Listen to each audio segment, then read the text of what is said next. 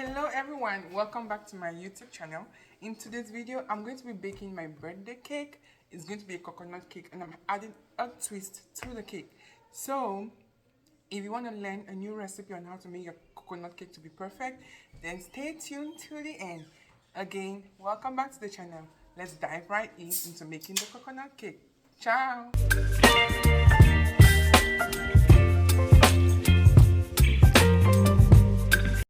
Hello, welcome back. In this bowl, I have 2.5 cups of flour. Then I will be adding a 1/4 cup of coconut flour, which I got from Bulk Barn.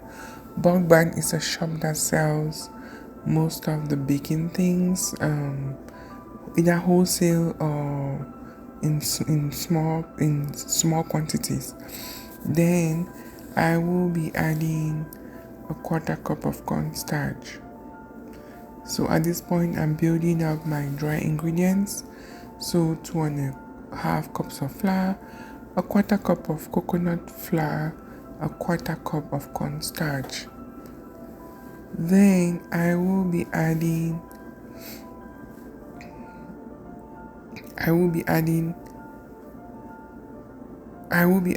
1 teaspoon baking powder and 1 teaspoon baking soda. So there is my baking soda. I always have this kept in the refrigerator because I want it to stay fresh. So I'll be adding 1 teaspoon as well. Because a little spilled, so I had to reduce the quantity to make sure I have just about 1 teaspoon. Then I will be adding 1 teaspoon salt. So these all make up my dry ingredients. And using a whisk, I mix that together. Then I set that aside, bringing in my standalone mixer to do the wet ingredients. So first, I will begin by using this coconut oil. This is the coconut oil I use, not butter, not regular oil, but coconut oil. And I use 1 cup of coconut oil. Then I will be adding 1 cup of sugar. Some people might want 1.5, but I prefer 1 cup of sugar. And with my paddle attachment, I let this mix for a couple of minutes. I also don't forget to stop to scrape the sides. I added a sachet of vanilla sugar. Vanilla flavor is usually the base in most pastries. Then you can add to that to get to your desired flavor.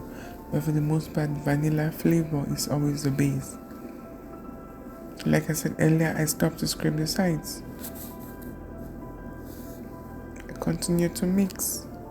If you're new here, I am Patty G's Cakes and Treats, creating content on cakes and pastries and all that and everything in between. Here I will be adding 3 eggs. These are all room temperature eggs and they are large, I would say. So each time I added an egg, I mixed to make sure everything gets incorporated.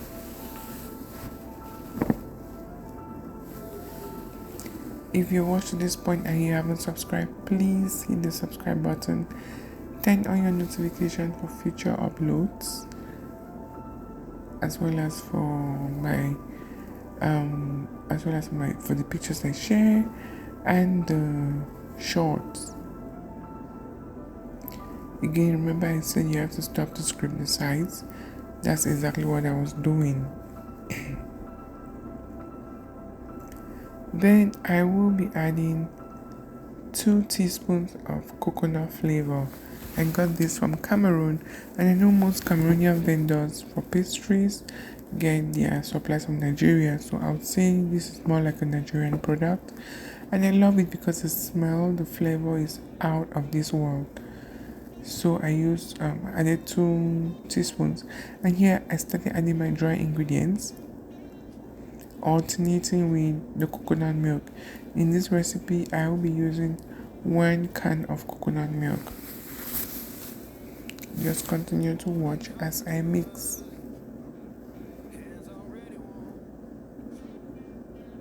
Again, alternating with the flour and the coconut milk till we get to the consistency that we want. If you watched to this point, I am so grateful, and continue watching and let me know if you have any recipe you want me to try. I'm also going towards a healthy option, so let's keep going. Again, do not forget to stop to scrape the sides. I think at this point I added the rest of the dry ingredients. I added some milk and I continue to mix.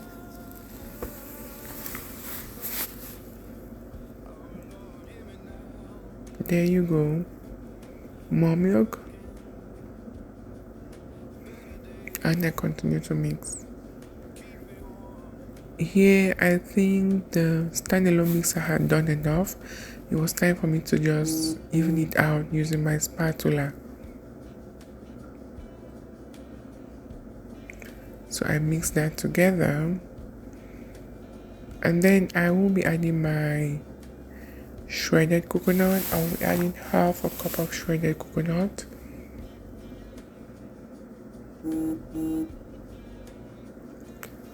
And then the rest of my milk.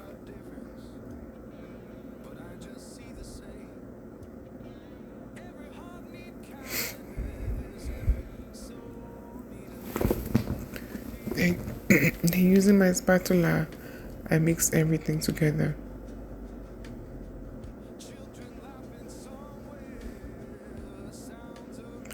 I really greased my cake pan and I dusted it with flour. So I poured the batter in the cake pan. At this point, I had set my oven to 350 degrees Fahrenheit preheating, and it was done heating. So it was time for me to put the cake in the oven.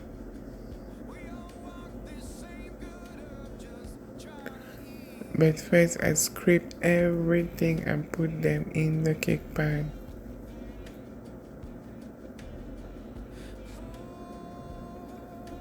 I tapped to get up any air bubbles. I baked the cake for about 50 minutes or until when a toothpick inside there comes out dry. That is how the cake looked like, and it tasted really amazing. Don't you just love this love-shaped cake pan? I love it. Now my favorite part, digging in. Yay! Let's check it out and see how spongy this cake is.